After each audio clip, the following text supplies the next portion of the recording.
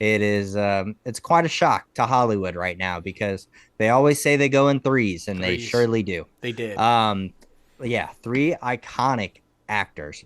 Richard Roundtree, an iconic Black Satopian film, who starred as Detective John Shaft in Gordon Parks' 1971 action thriller.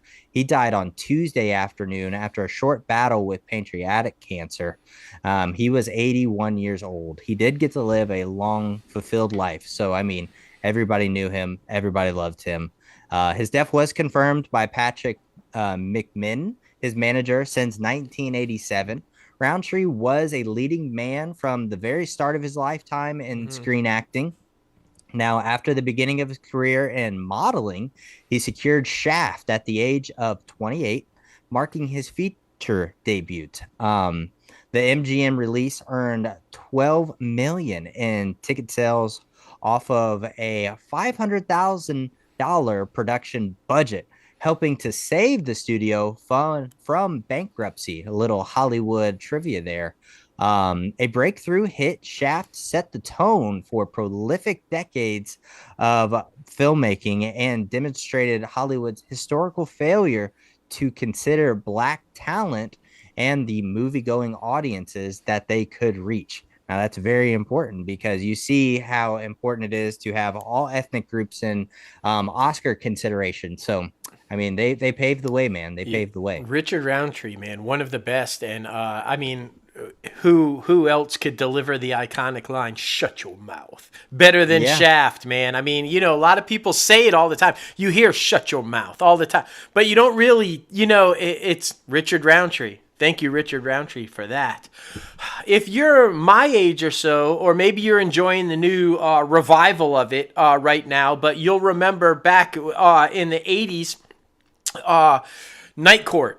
Night Court. We lost another legend, actor Richard Moll, who of course played Bull on Night Court. He passed away in Big Bear Lake, California, at his home. He was 80 years old. The deep voice, 6'8" actor, as I said, was best role for playing his bailiff Bull Shannon in Night Court, which of course co-starred Harry Anderson and John Larroquette from 1984 to 1992. Now, Moll was nominated for a Saturn Award in 1985 horror movie House. He voiced the role of Harvey Dent and Two-Face on The Adventures of Batman and Robin, as well as Scorpion on Spider-Man the Animated Series. He also had parts in The Flintstones, Jingle All the Way, Casper Meets Wendy, and Scary Movie 2. His other television appearances, in case you didn't know, included Sabrina the Teenage Witch, Seventh Heaven, and Smallville. After appearing in the horror movie Nightmare Man in 2006, he starred in Thomas Kincaid's Christmas Cottage opposite Peter O'Toole, Marcia Gay Harden,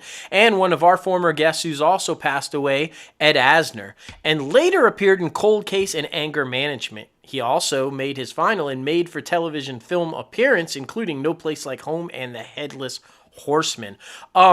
This is sad, y'all. I don't know if you guys are aware of it or not, but almost the entire cast of Night Court has left us. The only two left are John Larroquette and Marsh. Oh man, now her name is escaping me. But yeah, there's only two left out of the entire cast. I just that's heartbreaking to me. Woo! It's and Yeah. he was one of those very, you can't miss him. 6'8" bald guy, but just scary as hell, but the nicest guy ever with just like this robust laugh. So that's a huge loss as well, man.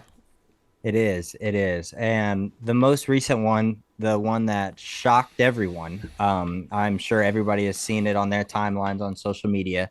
Last night, Saturday, Matthew Perry, an actor best known for his role as Chandler Bing in NBC sitcom Friends.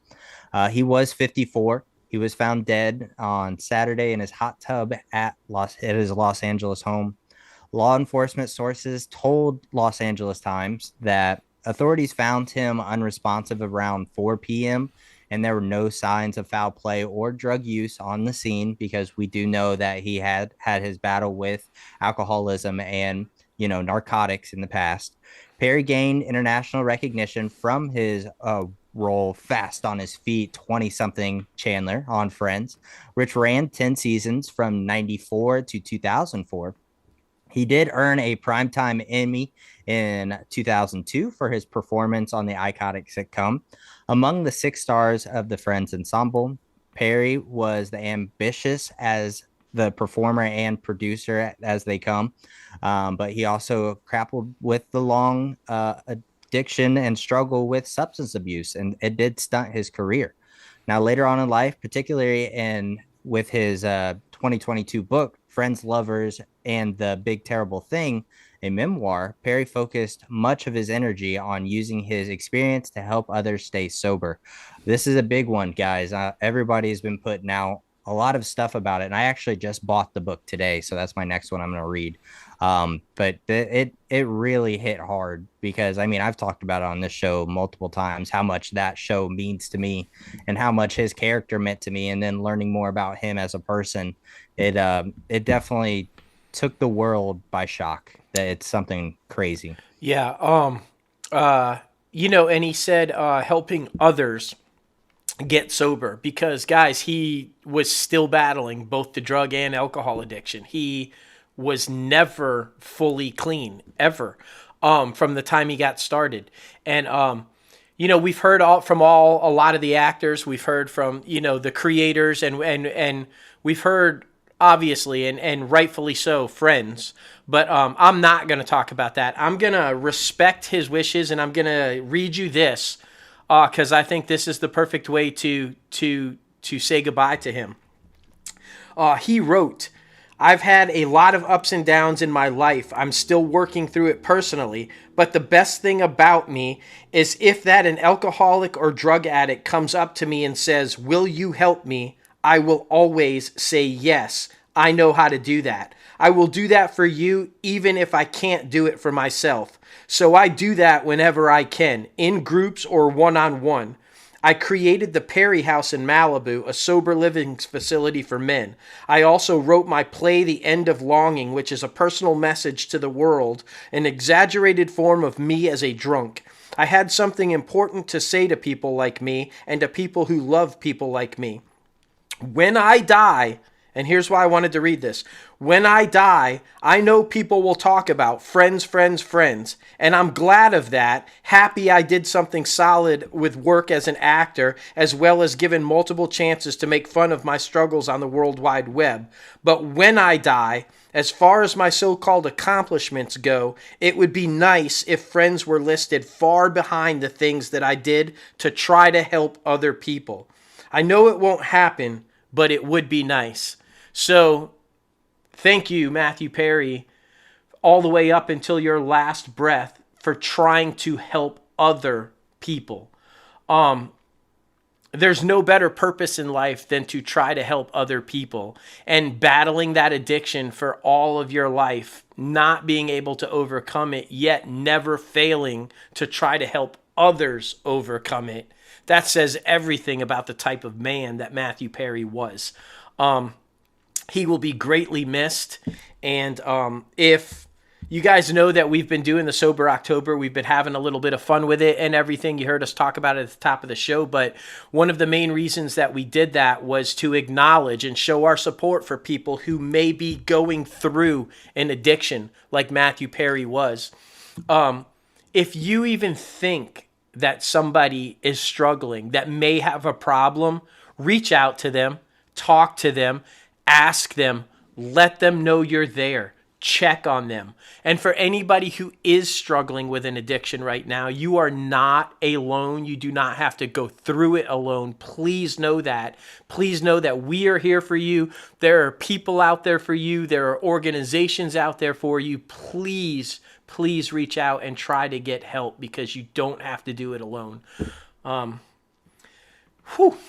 Yeah, this is a tough one. Yeah. This is 54 years old. I mean, he's my age. It's kind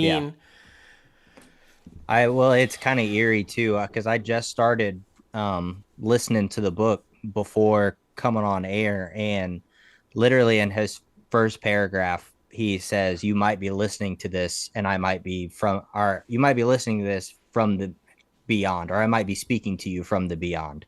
It was kind of eerie to hear that, like, just so soon afterwards.